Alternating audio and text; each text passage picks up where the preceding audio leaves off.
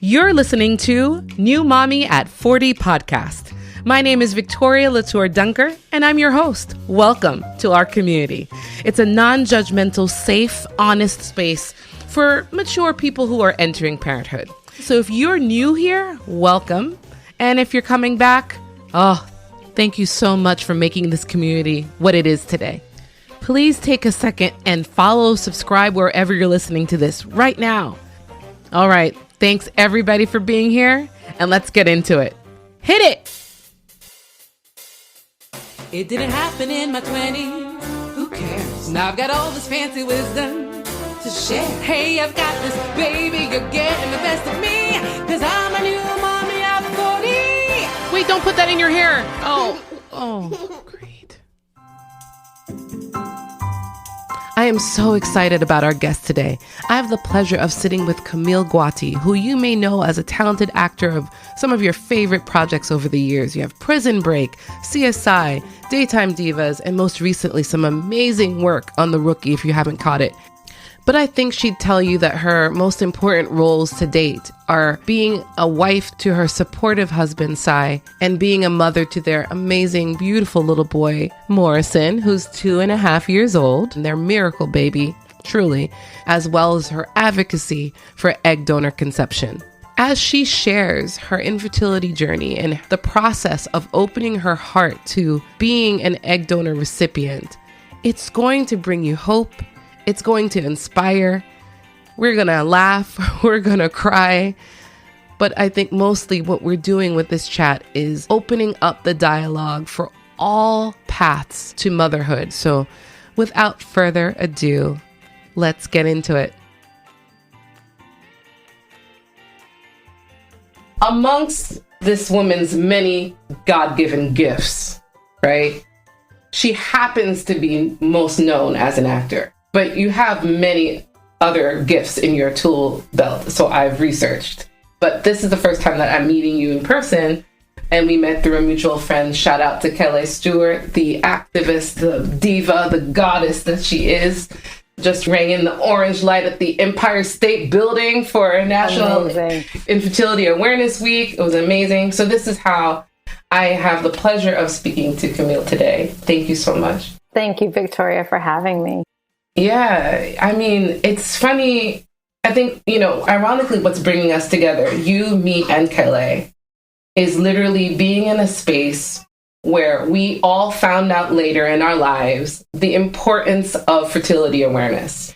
For you and your husband who were trying for, was it at least 5 or 6 years? Well, we were trying from like 37 to... It was really like a full year of us, going for it. And then we jumped into IVF right after that. Yeah, it was around 4 years and then 5 years to have the baby, Yeah, of going through. And you did you tried many methods, right? You did, you didn't really waste time with IUI, right? The sun. Only because of your chat the other day, you were like, does anyone ever get pregnant at IUI? And I was thinking the same thing, like, do they? I wanted to ask that question so bad because so many people start with IUI. Yeah. They're like, and you know what? Financially, it's the way to go. And you think, that makes sense. You put the sperm as close as you can, get it to the egg, and all of a sudden you're going to get pregnant. Right. But it doesn't happen. I've never known one person that it happens to. Yeah. I want to going back to Kaye, I don't know if I've ever really said this to anyone but her. Maybe I did say it when I spoke to her, but she was really the reason why I went into checking myself because... No way. We had worked together a couple times, actually. One time we actually had played lesbian couple and we had to make out, which is really funny. No way. Oh, you have to tell me. I have to catch that. It's funny. Yeah. We did it on a show, I think Sex, Love, and Secrets, I think it was called. Okay. But anyways, we ran into each other randomly at an audition, as actors do. And she told me about what happened, her breakup. And she's like, took back her own empowering herself and took back her fertility by freezing her eggs. She told me how many she got. I was like, oh my gosh, this is amazing. So I was like, maybe I need to figure this out. And I talked to my husband and it was that was the catalyst to start my wheels turning. And the next time I saw her, I was like, oh my gosh, this is what's happening. I actually went to an IVF doctor and they told me I needed to start now. So. And how old were you then? I was 38, turning 39 when I went to the IVF doctor. The IVF doctor. Yes. The IVF doctor. But the thing is it's conversation, right? So without that conversation between Kaye and I mean, I would have been there or gotten there eventually, but it's information. Information is power. I know it's such a cliche saying, but it's so true. Without us talking to each other or talking about this, then we're kind of sitting ducks. Yeah. You know, ticking clock, as they say. Yeah. And there's a huge difference, like even 2 or 3 years. I mean, for me, yes. I had mine I was pregnant at 40 and delivered at 41. And since then, it's just been miscarriages and the egg quality is completely different. So the timing of your conversation is helpful because even though, and we'll get to what you and your husband eventually did, it at least gave you an opportunity to maybe use your own eggs, maybe, you know what I'm saying? Because you started earlier to find out what was wrong or what was, different about your anatomy in terms of the eggs. Because if you hadn't had that conversation with Kaye, it was priceless at the time. It turns out for me, I had advanced diminished ovarian reserve. So I mean, I had a grandma that was well into her 40s and had babies, but my other grandma, after like 26, couldn't have any more children. She also miscarried. Actually, it was stillbirth, that whole situation. And unfortunately, my reproductive organs take after her than my other grandma. So I had a doctor tell me, well, you probably would have had issues like way before, but I still was going to try my hardest, know? Yeah. When did you know that you wanted to be a mommy? How early do you think? I've always had the bug for motherhood. I didn't have the bug to get married, which is interesting. But when I met, I was like, career. But I always knew that I wanted to be a mom, but I didn't know that I was gonna have issues, obviously. I brought up Latin, you hear all about these women who are just, popping out babies left, right, and center. So I didn't think I was gonna have a problem. And I married at 33 and my husband was younger and he wasn't ready and my friends were having babies and I definitely was ready, but he wasn't. So it took some time to like kind of get, the idea, get comfortable with the idea for us. It wasn't until around 37, I was 37, that he was, quote unquote ready. And you have that experience where you do, first time we do it. And, the way you're supposed to get pregnant. And I thought I was pregnant. I was like, my boobs were big and, I was having all the symptoms. I'm such an actress, right? My whole body was like going into, I'm pregnant. Like people like, you're glowing. I'm like, I know. I'm 10 days late. I'm pregnant. And then I got my period and I was like, oh, what was that? But I'm never late. So I took that as a good sign where I was like, well, maybe I was, and then it was from that every single time, every month would go by and I'm like, damn, this is, what happened to that? They look at me and I get pregnant. What happened to, this is how you get pregnant, but I'm not getting pregnant. So. Right. And you're Latina, right? Yes, I am. This is the other part that I think culturally puts a lot of like pressure on yourself because when you are of color, there's this like expectation or it's like this thing where we don't get these problems. We don't have these problems because no one in our cultures, both of our cultures, really talk much about infertility or, any kind of issues. It's just boom, boom, boom, boom, boom. I remember even recently because I did in vitro recently and unfortunately it failed. And I told my aunt about it and she goes, Auntie so-and-so had one at 45. What's wrong? And I just heard about another 45-year-old. And I was just like, and I come from a big Haitian family where everyone is like, it's either everyone's praying. or talking about you and talk or popping out babies. And I just thought, I don't know. Does that mean there's something wrong with me then? Is that what you're saying? I'm like, so it's the pressure I felt culturally also made me feel, since in trying to have another child, like, what is wrong? Thankfully, in community and people like you speaking out, then you can feel like this is not so abnormal. Right? Right. No, it's not. It's not abnormal at all. But like you were saying, there is a cultural where people, they don't, and I want to say they don't believe in infertility, but I think it's such a hush subject that they just don't talk about it. I mean, I was treating my mom to a facial the other day, and the lady in there was Argentinian, and she was like, all you need to do is relax. And she's stressed out. And, she's talking to me in Spanish, and I'm like, oh, lady, it's not just relax. And it's not just, because the thing is, infertility exists.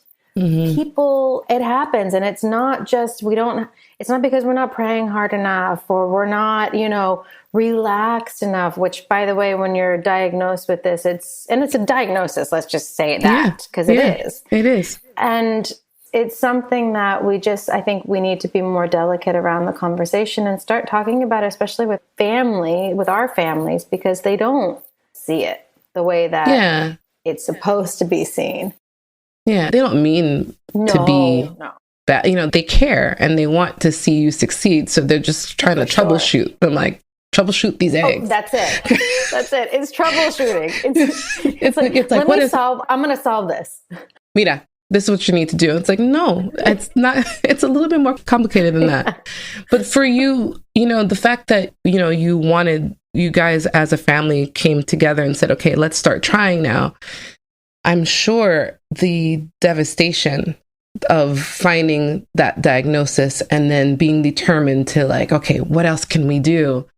Is that what basically brought you to IVF first? Is that what you did then? Oh, yeah. Well, we tried for a year. And after a year, one of my husband's friends said, and he was a doctor, he was a urologist, and he said, maybe you guys should just go see my guy. And I told you, like, running into Kaye and everything, it just all of a sudden started like happening. I started hearing about this one doctor, this IVF doctor. So I was like, let's just go. And we went. And when I got my levels checked, the doctor basically said, you want to get pregnant? You need to do this like tomorrow. And I was like, oh. So he, for those listening, I had an AMH level of 0.54 and the thyroid, can't remember what my FSH was, but basically, it was that of mid-50s. So your FSH was higher than the AMH. I think. And it's supposed to be the opposite, right? The AMH has to be high. And my AMH was super low. And I was like with the nurse, and I was asking, I was like, so what does this mean? Because it says on the sheet, they give you a sheet that my AMH level would be that if I was in my mid-50s. And I was 38 at the time. So I said, can I get pregnant? Like, this is the first time I'm hearing of this. And she said, you can get pregnant, but you're gonna, you need to do IVF to get pregnant. I said, okay, like the first time, can I get pregnant? She goes, might take you a couple. And I had no idea. There was no education on this at all. So we jumped into it. And the first round none of them worked, but the first round we retrieved 5 and 2 made it to the end. They call that blastus. And they actually, and I'm just going to say this, so for people out there who are doing this, we tested them and they came back chromosomally abnormal. But another doctor had told me when he looked at them, he goes, they're called mosaic embryos. So ask your doctor if your embryos happen to be mosaic.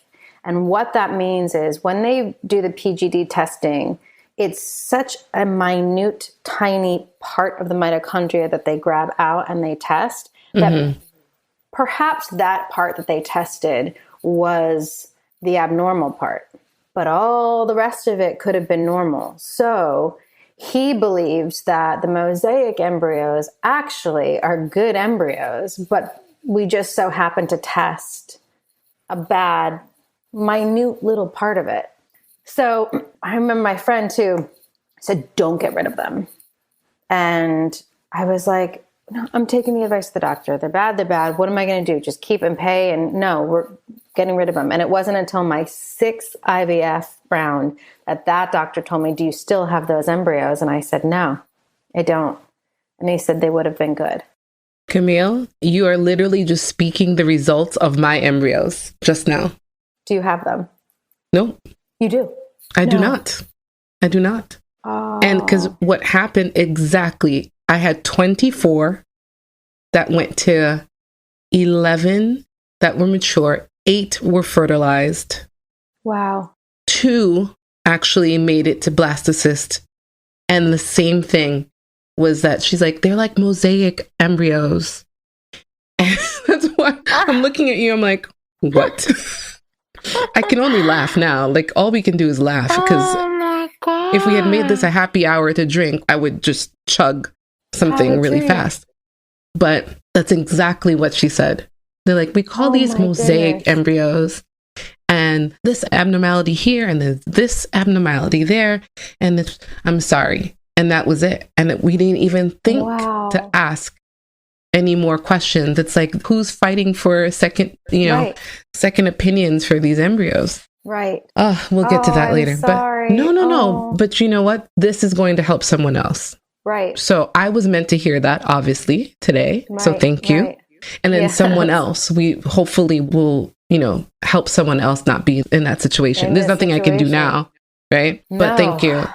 So it took you all of that time to get someone to say that to you. So obviously this doctor really was informed, and that can vary, right, from one fertility specialist to another. So it's good to have Absolutely. A home, get a place that you really, really feel that you're taken care of, that you're going to get all that information of. And are they the ones who suggested to you what you eventually did to be an egg donor recipient? How did that happen? So I kind of bounced around. I would go, so the first fertility doctor I did one round with, then Bon Voyage. Then it was Kaye doctor. Everyone started mentioning this doctor that I just kept on hearing. And I told my husband, I was like, I think I need to try this guy. So I went to this other doctor, and right when I went to him, I booked a series that was shooting in Atlanta. And I said, all right, here's the situation. What am I going to do? And he would always mention egg donation. So just a quick, because it could be a long story with him, but I was with him for a while. We started with IUI. That didn't work. When I took off to shoot, I said, well, what am I going to do? I can't waste 6 months. What am I going to do? And he said, oh, we're going to pump you with hormones. We're going to fly your husband out at, the day. He's going to fly out and do the deed. And you're going to go to a clinic and you're going to get tested to see, how many follicles you have. We're going to do the whole thing. Wow. So we did that for 6 months. Nothing happened. Then when I finally came back is when we did 4 rounds of IVF, where we did a banking of embryos, and we banked and we banked and we banked. Oh, we did different formulas every time. I felt like a scientist. I was just like, okay, well, if we did these drugs this time, then maybe we pull back and we do these drugs this time. And it was this doctor, though, at every single start of IVF, he said, and over here, he'd be like, here we have this option, and this is what we're doing. He's like, but over here we have, egg donation. And I remember, when the first time he mentioned egg donation, I was so angry. Because you're sitting in this office with hope of, and he's so good. There are doctors out there that have no bedside manner, but he's great.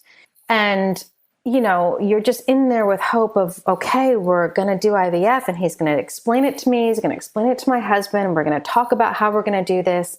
And then he just slips in this egg donor thing. and I'm just You said, what now? Oh, yeah.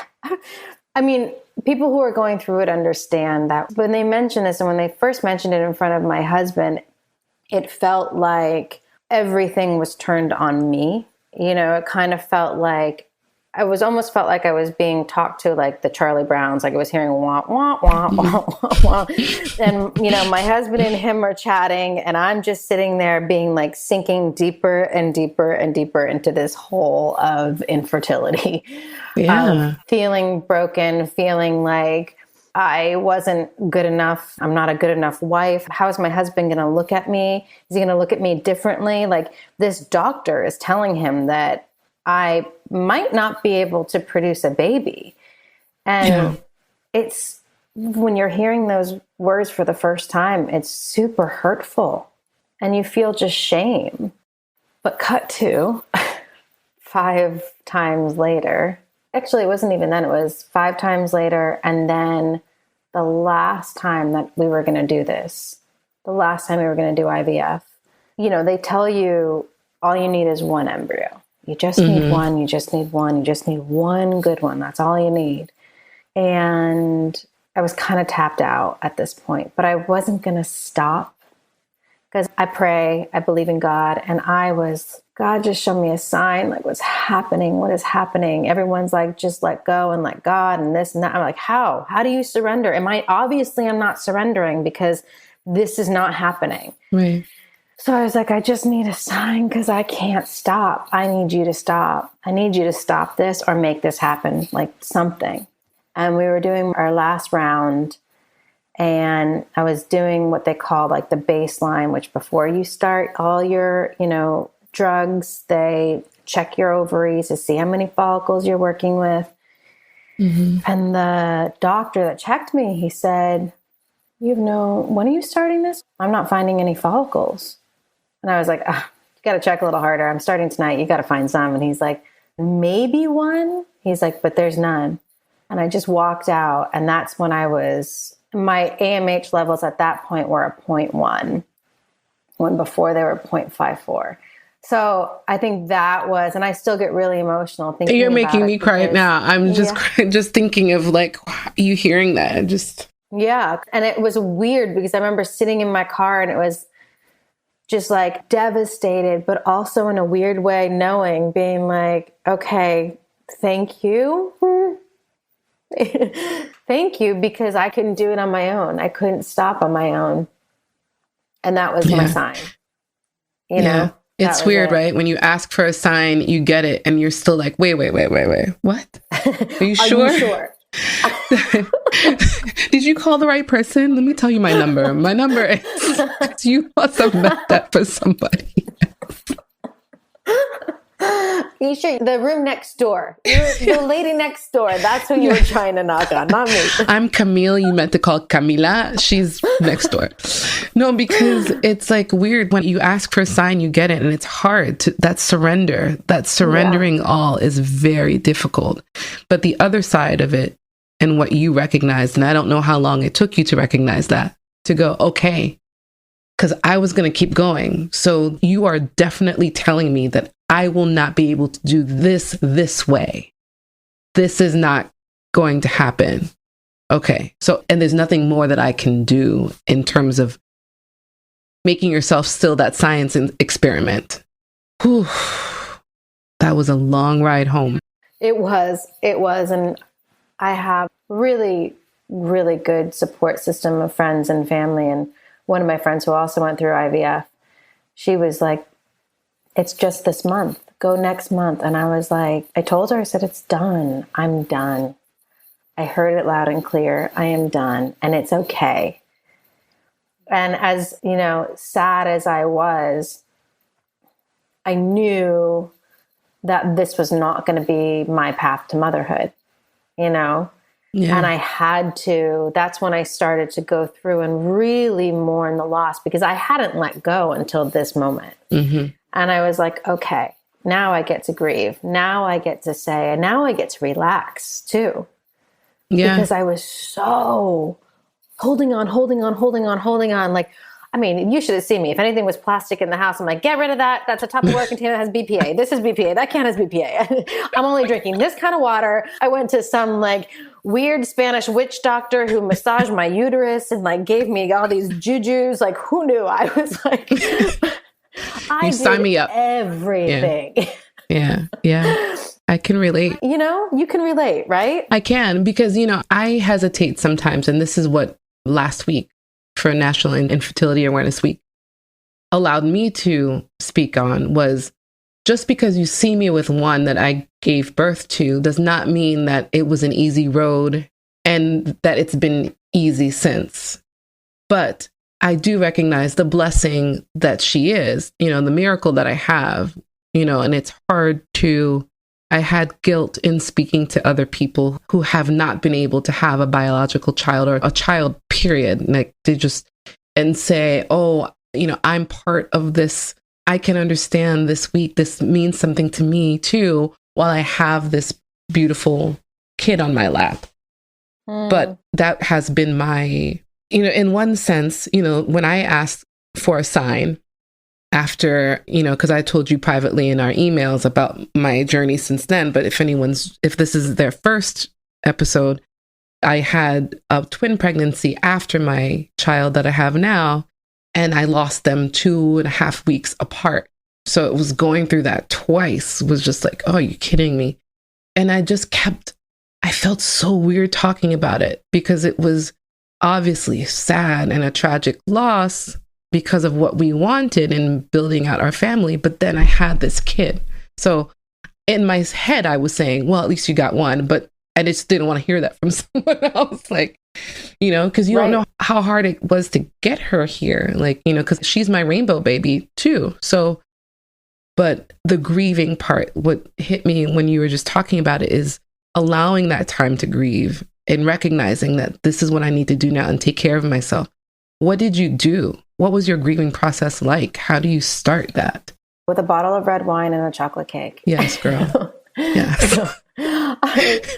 I actually, I was lucky. I was fortunate that basically it was a lot of alone time. I needed some time to separate actually from my husband, and not from, because he was grieving too, but I needed some time to kind of decompress with all those, 4 or 5 years of everything that we went through. And a friend of mine actually said, can I take you away with me? And I said, oh my gosh, where do you want to go?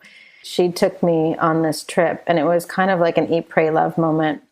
And I was just basically traveling by myself with her, having her companionship, but also by myself. And it was on that trip that I really grabbed a hold of using a donor, and what that meant and how that felt different this time. And through that, though, it was a lot of journaling. I'll just be more specific. It was a lot of journaling, a lot of reflection, a lot of prayer, a lot of trying to shift the lens for me of what do genetics mean anyways? I started to think of, well, at some point I'm not going to be here. Do I really care that I'm not passing on my genetics? What does that mean? And why was I so attached to it? Was I so attached to it because everyone told me that I looked like my mom? Was I so attached to it because I would always envision what my little girl, and I have a little boy, what my little girl would look like, and I thought my little girl would look like me? And then I'm like, well, that's egotistical. I want to see my face. I just want to see my face. I want to see. And it's so funny because people, when people look at, he has your nose, he has your personality. I said, well, they are their own person. I started to kind of dissect everything and what does it mean? What does this all mean? And why was I so attached to it all? And for those of you who are actually going through this, I did talk to this fertility therapist, and she had said to write a letter. And, even though I didn't have a tangible child, that I was still grieving the loss of the idea of this child for years. I was grasping at roots to make this child come to life. So that you have to write a letter. You don't have to, but her suggestion was writing a letter and saying goodbye. And you can do it by yourself. You can do it as a couple. Because the thing that we also forget too is that sometimes as women, but also this is happening to men too, but as women, we think it's just happening to us. And to remember that it's happening to you and your husband. Yes. And, as a family. So saying goodbye in a letter is really important. Yeah. And then I think it's trying to shift that lens. And I can go into that if you want me to, because it was actually really beautiful moments when I realized, for me, I wanted to be a mom, right? And my path to motherhood, it just wasn't working. Right. And when the idea of donor conception was first put on my plate, I felt really threatened by the idea of a donor. And I'm going to be 100% honest, I felt kind of repulsed. I was like, what, I have to put another woman's egg in my body? And then it's going to be their child, not mine. And it's like the biggest fear of FOMO, right? Mm-hmm. I'm like, oh, well, it's my husband and another woman's baby. And then I just carry this child. Yeah, I'm just here. Yeah, right. Yeah, I'm just this vessel and that's it. And I'm going to have no attachment to this baby. And then I started to think about, well, hold on. You want a healthy baby? I can carry. So if, and some women can't. So if I can, then why wouldn't I try that? My husband he really wanted a genetic child. And that was also part of a little bit of a rift for him and I, because I said, well, I wanted to even the playing field. I was like, no, if I can't, you can't. And so you're doing egg donor, sperm donor, everything. Donor, sperm donor, or adoption. We looked into fostering children, and silver lining in all of this, I started a nonprofit for foster kids because I was really going down that road. And I told my husband, I said, I will try egg donation, but you have to be open to adoption. So he said yes, and I said yes. But I shifted the lens from looking at this woman as a threat, as, someone that was taking something from me, to a woman who was actually doing a very selfless act and giving me the gift of life, something that I couldn't give myself, and allowing me to see this other part of motherhood that I would have never been able to experience. And I just felt so much gratitude coming off of this trip and so much love for these women who actually do this, that it became really easy at that point then to choose a donor. It's like you were opening a portal for your child to meet you, in his own way. And he is how old now? 2.5. They're so close in age. I thought he looks like a big boy. I thought he was older. It's so really funny. I know everyone always says that. Everyone's like, oh, he's only 2.5. I don't know why. I think it's his hair. He has a presence about him. He just looked older to me. Like I thought he was like 4. 3. Wow. 3, 4. Yeah. A lot of people say that. He's an old soul. He is an old soul. And he chose you. I really feel that way because, I had spoken to you about this, really hesitant on my side when it comes to egg donation. I mentioned it to my husband and he was just like, we have Kaye. And it's true. Like, I get that, and I have to say, your story and just meeting you has really opened me up to that. I don't even have like a hesitancy really about it anymore, because I feel like I've always been open to adoption. Another thing I don't think my husband's really open for, though he appreciates, people who do. It's just maybe not the right choice for him. What this option offers is if you are able to carry, that child is still bonding with you from a very deep place, it's hearing your voice from inside the womb. It's eating what you eat. You still have that bond. And so I just don't think it's ever been, because I remember egg donation, it was all over backstage and and all the publications trying to get young actresses who were to go. It's like, we know you're broke, so come over here and give us your eggs, you 21-year-old spry girl, and we'll pay you. And I think, not even connecting with the fact that, no, you're literally donating your own eggs for someone else. I never even understood, like, who's using these eggs. I don't know. It never even occurred to me as an option until this community, and just going through and looking through hashtags and like trying to grow the community and what's everyone's, what are they doing out there? How are people, because this whole season's been about the journey to parenthood by any ways necessary in your older age. And then I was like, oh, egg donor recipient. What? So I'm grateful for the conversation, because even if it doesn't turn out to be what we do, it is still such a great option.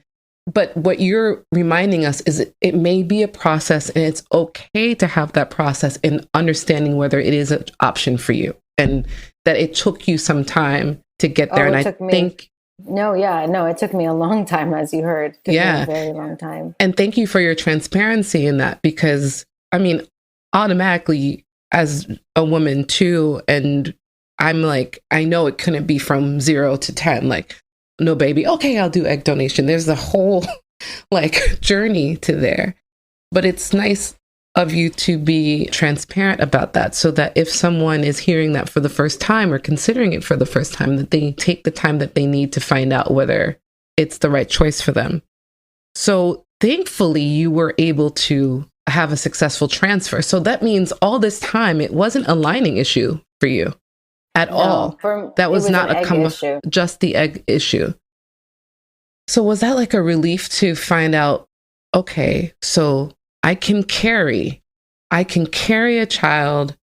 Now it's just a matter of the process of getting ready for that. So was that similar to IVF? Did you have to take medication and all that like you would have for a normal IVF, not transfer, but transfer, an IVF transfer? Yeah, transfer. Exactly. So because, your body has to be prepped and primed. They have to make your body, your womb, think that it is pregnant. So I had to go through all of that. We actually, the egg donor, our process for choosing an egg donor, or who we chose, the company that we chose, was a bit of a corrupt company. Oh. So, always a story. There's always a story. My goodness. But we ended up only having one embryo. Yes. And this egg donor was young, and she, they promised that she had high AMH and this, that, and the other, but we only got one embryo that made it to Blastus. And I remember being like, oh my gosh, I have over 20 embryos that I put in of my own, and not one took. And you're telling me I got one embryo? So I spoke to the IVF doctor, and I told him, I said, we are literally putting all of our eggs in this basket. Yeah. He goes, this is the golden egg, Camille. We promise you we're going to take care of it. We know how important this egg is to you. And I said, okay. So this was in Mexico, and we loaded up, started loading myself up with all the drugs that I needed to prep my body with. Transfer day was there, and I felt good. It was, even though it was just one, there was something about it that I just felt, I kind of knew that it was going to happen.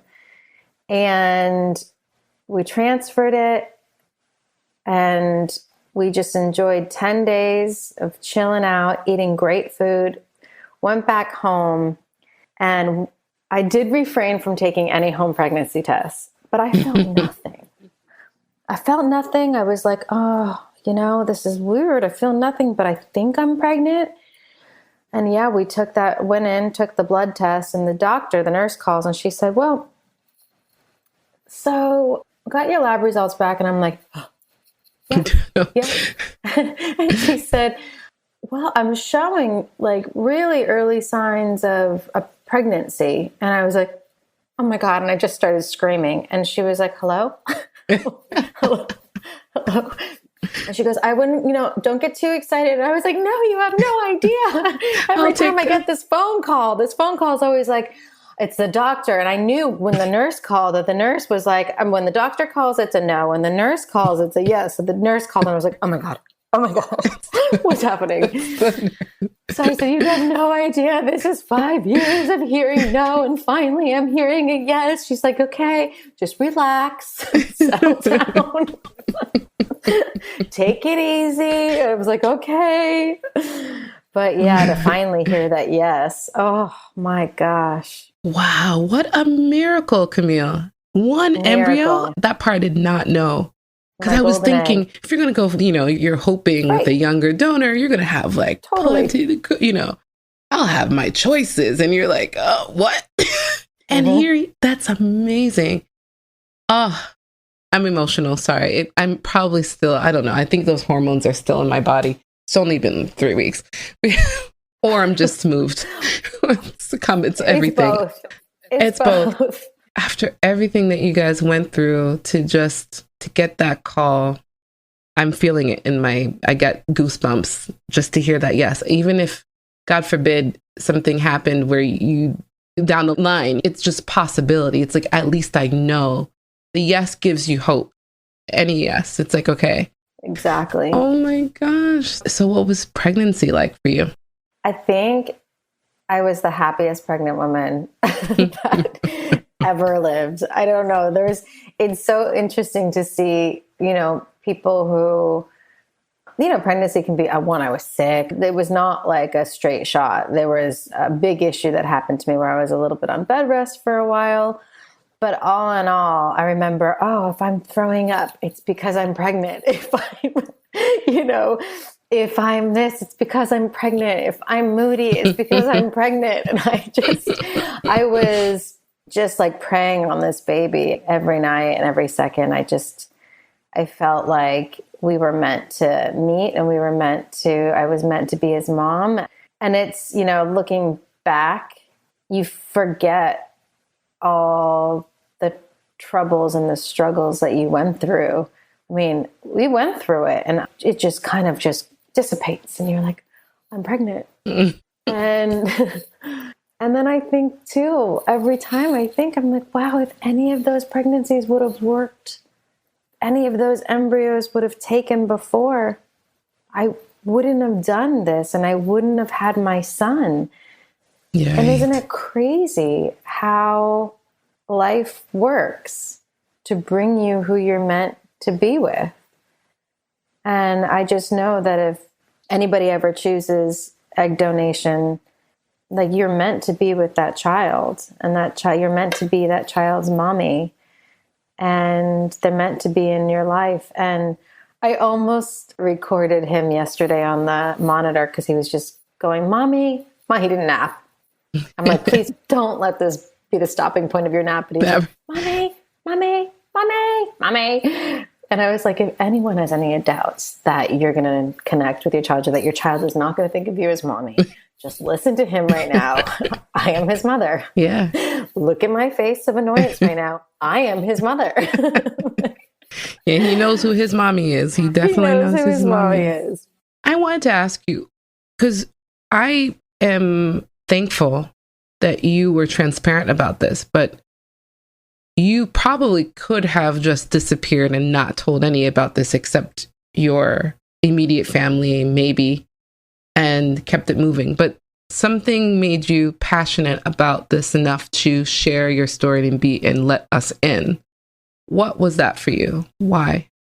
There were a lot of different reasons, but I think for the most part, I know we emailed each other about this, but I am an oversharer in general, just in life. Yeah. But I knew that there is a difference between this particular subject. But this was my story, right? This was our story of how we built a family. And I felt weird being a presence on social media and not saying the truth. To say that I got pregnant and not really talk about the struggle of it. I was in secret through a lot of the whole journey of me trying to get pregnant, never once said anything. There were little moments that you would see, like on Mother's Day, I would put a picture or this or that, but I never revealed any of it. And I was playing pregnant women on TV and I was lying to my producers about where I was going and hearing, a producer say, I think we're going to get rid of your pregnancy because it's not sexy. And I'm just like, all of these things. And I'm like, man, I've been through it. And the fact that I'm not saying how amazing it is that I am now here with this baby and how it actually happened, to me felt like a disservice to us, to me, my husband and my child. My husband, on the other hand, was like, he comes from a family that is very private, and he didn't want to even reveal to our son how he came about. And I said, but why? That's so shameful. That puts shame on me as a mom, saying that you're not okay with what happened and you don't want him to know that mommy was broken or mommy didn't have eggs that were working. Yeah, I was going to say, you're not broken. Not broken. I know. I put that on my Instagram in the middle of the night, and I was like, Dad, I woke up. I'm like, no, I'm not. I felt broken. Yeah, you felt broken. Yeah. But it was just shameful to not say it, to not talk about it. And by the way, I don't talk about it to everyone that we meet and everyone that we talk to. Not everybody has to know. Right. I mean, but I really wanted to advocate for it. And I told my husband that People magazine said, oh, we heard, they knew that I was pregnant and they wanted to do an announcement. We had a big powwow with like a bunch of people being like, said, I want to use this as an opportunity to actually talk about what happened. And everyone's like, are you sure? Mm-hmm. And someone said, well, you don't have to tell them your story. And I was like, and that right there, I was like, I know, but it's my story. And I want people to know my story. I don't want people to know this fake story of Cinderella that I am pregnant at 41 years old. I wanted them to know what it really took to get there. Yeah. Well, it honors your journey. It honors you as a person, all your strifes, all the successes, the pain along the way. But I do understand that there are other people who are not sharing this. But I thank you very much for your transparency. And I know that you are making a huge difference in how you're using your platform. You're honoring Morrison's journey and his history, and he will be better for it to know that his mama really wanted to meet him. And one way or another, I was going to meet you and you were meant for us. So thank you. Oh my gosh, Camille. Because I just really am really thankful, because some people think there's just no way. There's just no way that this is going to happen for me. So you're opening up the possibilities. You're doing your part, and we're all better for it. So, I think one of the more important things that I want to always bring up when it comes to egg donation is that it isn't for everybody, but I do speak out because I also want to erase the stigma that I felt, in the beginning of making this choice that felt so hard for me at the time. And it's so funny because I was saying the other day, I was just offered free eggs from someone, and it's like, like an embryo bank. And I chose my egg donor in a second, where before it took me so long to even get to that point. And I'm speaking out because I want to erase that stigma. I want to also make this world for my son a little bit better. I don't want people to look at him like he's different, because he's not. And I want people to just see that family building can come in all different shapes and sizes, just like we as people can. And that not everybody builds a family so straight. You're lucky if that's the case. And egg donation is also a choice. And so you choose that because you want to be a mommy and you want to be a daddy, and you choose that. So you're choosing this out of love. And the same with adoption, or the same with even wanting to have a baby. You're wanting to have a baby because you're choosing, because you want to love this child. So it's all in the same umbrella. I just think we have to start looking at things differently. And that's one of the reasons why I still speak out and will forever speak out and advocate for this, for my son and for his future too. Oh, Camille, thank you so much. It's so nice to meet you. It's so nice to meet you. Nice to meet you too. Camille, thank you so much for coming on and sharing your story. It is so inspirational. It is yet another example of how deep a mother's love can go, to know that there's a child out there that you must connect with, that is waiting to be in your arms, and you let go of expectation and open your heart to a whole new option and look at your family now. So I hope that if there's a member of our community here at New Mommy at 40 that is trying to conceive, I hope that this is yet another example or another option on the table for you. We know it may not be for everybody, but it's just good to know what all your options are. So I can't think of a better way of concluding season 1 of New Mommy at 40. Woohoo, we made it! I wanted to take a moment to honor all of the paths to motherhood at this stage of life. And yeah, there may have been a few that I've missed. We can always explore them next season, but I really wanted to take away any fear that someone may have if they're younger and they see that this might be their future of having a child in their 40s. We're thriving. Our kids are thriving.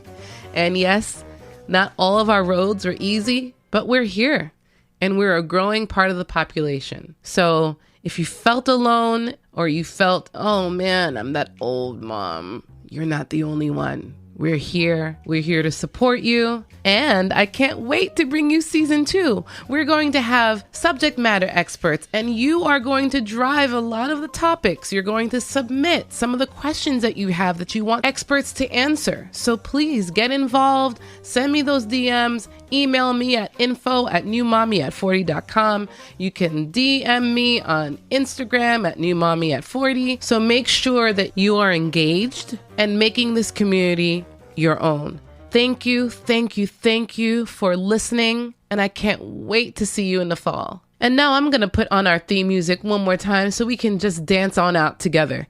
Hit it! It didn't happen in my 20s. Who cares? Now I've got all this fancy wisdom to share. Hey, I've got this baby, you're getting the best of me.